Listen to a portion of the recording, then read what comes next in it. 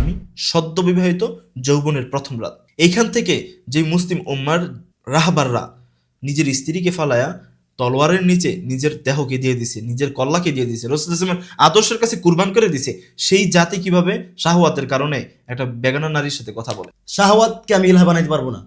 কোরআনের মধ্যে আফার আইতা মানিত্তাখাযা ইলাহাহু হাওয়াহু, হে নবী আপনি কি ওই ব্যক্তিকে দেখছেন যে তার ইলাহ বানিয়ে নিয়েছে তার নফসকে, তার হাওয়াকে? আপনি আমাদের বাংলাদেশের বর্তমান রাজনীতিবিদদের অবস্থা দেখেন, এরা কি মুসলিম না? এরা কি কোনো মুসলমানের ঘরে জন্ম নেয় নাই? এরা কি জন্মের পরে কি এদের কানে আজান দেওয়া হয় নাই? তাহলে তারা কিভাবে আজানের বিরোধিতা করে? আমরা বলি ফিদাকা আবি ও উম্মি ইয়া রাসূলুল্লাহ, আপনার প্রতি আমার বাবা মা সব কুরবান, আমি নিজেও কুরবান। কিন্তু আমাদের মধ্যে কুরবান যে আমরা রসুলের জন্য কতটুকু, এটা আমাদের সুন্নত তরিকায় চলার অবস্থাটা দেখলেই হয়, হারাম থেকে বেঁচে থাকার অবস্থাটা দেখলেই হয়। সামান্য একজন রাসূল সাল্লাল্লাহু আলাইহি ওয়াসাল্লামের উম্মত সামান্য একটা নারীর লোককে তরক করতে পারতেছে না, কি জন্য?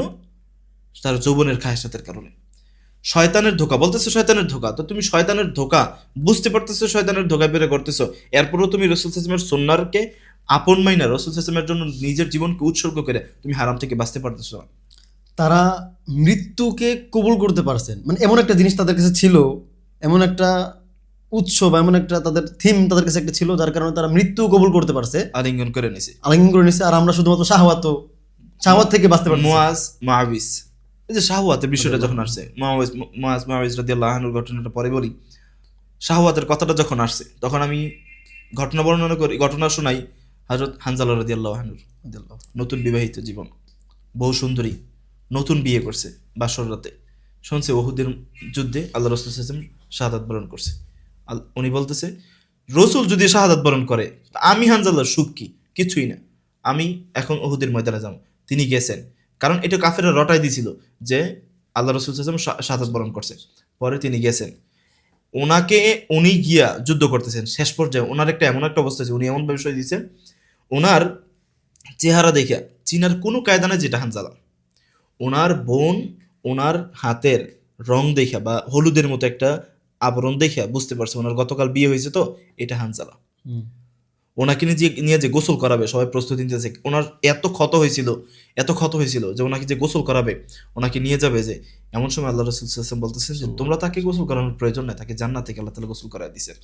তো এই যে দেখেন তার ত্যাগটা দেখেন, সে এক পাশে দেখতেছে আমার বিবি বাসা, সুন্দরী রূপবতী, যৌবনের প্রথম রাত, আরেক পাশে দেখতেছে সে গেলে সেখান থেকে বেঁচে নাও আসতে পারে, তার রক্ত ঝরবে। আপনি চিন্তা করেন, আমি যদি ওখানে যে আমার গলা কেটে ফেলতে পারে, এমন হইতে পারে যাওয়ার 2 মিনিট পর আমার গলা কেটে গেছে, দেহ থেকে গলা আলাদা হয়ে গেছে। আরেকটা সাইডে কি আমার সুন্দরী যুবতী রমণী স্ত্রী, আর আমি সদ্য বিবাহিত যৌবনের প্রথম রাত। এইখান থেকে যে মুসলিম উম্মার রাহবাররা নিজের স্ত্রীকে ফালায়া তলোয়ারের নিচে নিজের দেহকে দিয়ে দিছে, নিজের কল্লাকে দিয়ে দিছে, রাসূলুল্লাহ সাল্লাল্লাহু আলাইহি ওয়াসাল্লামের আদর্শের কাছে কুরবান করে দিছে, সেই জাতি কিভাবে শাহওয়াতের কারণে একটা বেগানা নারীর সাথে কথা বলে? এর দ্বারা মানে এইটুকুই বুঝতে পারি যে আসলে তাদের কাছে এমন একটা জিনিস ছিল যে জিনিসটা আমাদের কাছে নাই। তারা ওই জিনিসের মাধ্যমে, সেটা হলো ঈমানের নূর, তাওহীদ। মানে ঈমানের নূর। আমি ওই প্রসঙ্গে যাচ্ছি। তারা মানে ওই জিনিসটা এমন একটা জিনিস যেটার মাধ্যমে তারা শাহওয়াতের উপরে গালেব হয়েছেন, শাহওয়াতের উপরে প্রবল হয়েছেন। এটা ওই জিনিস যেটার মাধ্যমে তারা দুনিয়ার ভালোবাসার উপরে গালেব হয়েছেন, টাকা পয়সা ধন দৌলত মান সম্মান সবকিছুর উপরে গালেব হয়েছেন। আপনি জানেন হুজুর সাল্লাল্লাহু আলাইহি ওয়াসাল্লামকে পাথর নিক্ষেপ করা হয়েছে, সাহাবায়ে কেরামের সাথে কত কত নিকৃষ্ট ধরনের ঘটনা ঘটছে। নামাজ পড়তেছে বাচ্চাদেরকে পাথর লিলাই দিয়েছে মুহাম্মদের পিছনে, পাথর মারো তাকে। তো আমরা দেখেন ওই সাহাবায়ে কেরাম রাদিয়াল্লাহু আনহুম যেই কথাগুলো বলতো আমরা সেম কথাগুলো বলি, কিন্তু তাদের মধ্যে আর আমাদের পার্থক্যটা কি? ওই যে দুইটা পরিভাষা আছে শরীয়তের, ইকরার বিল লিসান আর তাসদীক বিল কলব। এই পরিভাষা দুটো আমি শিখছি হচ্ছে ইকরার বিল লিসান তাসদীক বিল কলব। এই পরিভাষা দুটো আমি শিখছি হচ্ছে ডাক্তার ইসা রাহিমাহুল্লাহ থেকে। এই ইকরার বিল লিসান আমাদের মধ্যে একটা আছে আর একটা নাই, তাদের মধ্যে দুটোটা ছিল। ইকরার বিল লিসান তারা মুখ দিয়ে উচ্চারণ করতো এবং তাসদীক বিল কলব ছিল, রাইট, তাসদীক বিল কলব ছিল। আমাদের ইকরার বিল লিসান আছে, তাসদীক বিল কলব নাই। একজন ব্যক্তি যে যখন বলবে যে লা ইলাহা ইল্লাল্লাহ, আমার কোনো ইলাহ নাই আল্লাহ ছাড়া, এর মানে শাহওয়াতকে আমি ইলাহ বানাইতে পারবো না। কোরআনের মধ্যে আফার আইতা মানিত্তাখাযা ইলাহাহু হাওয়াহু, হে নবী আপনি কি ওই ব্যক্তিকে দেখছেন যে তার ইলাহ বানিয়ে নিয়েছে তার নফসকে, তার হাওয়াকে? তো যে একবার আমরা কি লা ইলাহা ইল্লাল্লাহ আমরাও বলি, সাহাবায়ে কেরামও বলতেন, তাদের ইকরার বিল লিসান ছিল, তাসদিক বিল কলব ছিল।